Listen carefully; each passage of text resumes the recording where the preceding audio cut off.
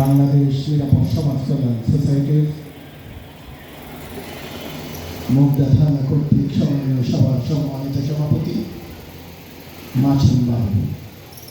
উপবিষ্ট আছেন বাংলাদেশ নিরাপদ সমাজ কল্যাণ সোসাইটির কেন্দ্রীয় সংসদের সাধারণ সম্পাদক রকিবউদ্দিন নানক,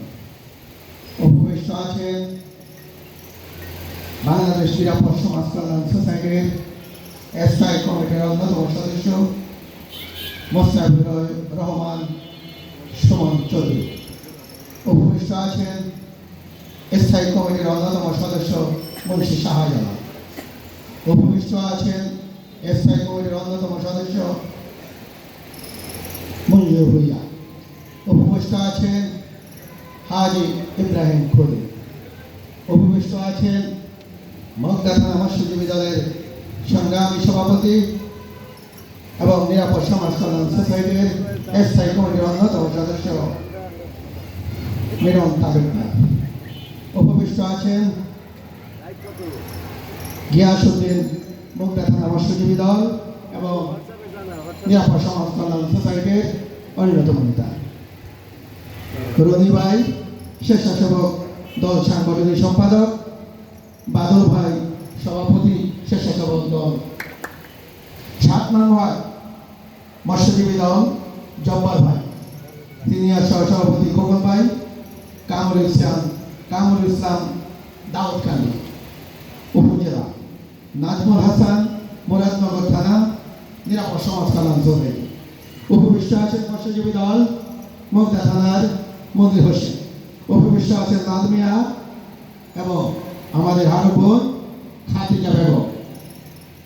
আমি বাংলাদেশ নিরাপদ সমাজ কল্যাণ সোসাইটির পক্ষ থেকে উপবিষ্ট আছেন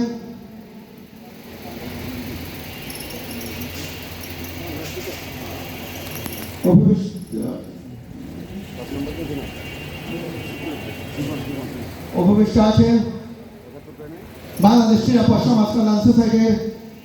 অন্যতম সংগঠক জীবন মেহেদি হাসান জীবন, উপবিষ্ট আছেন মুগদা থানার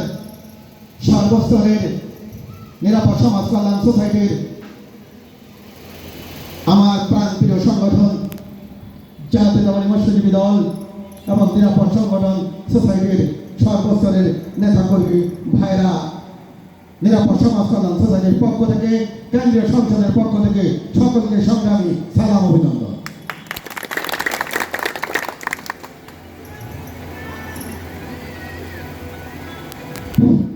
আমি গত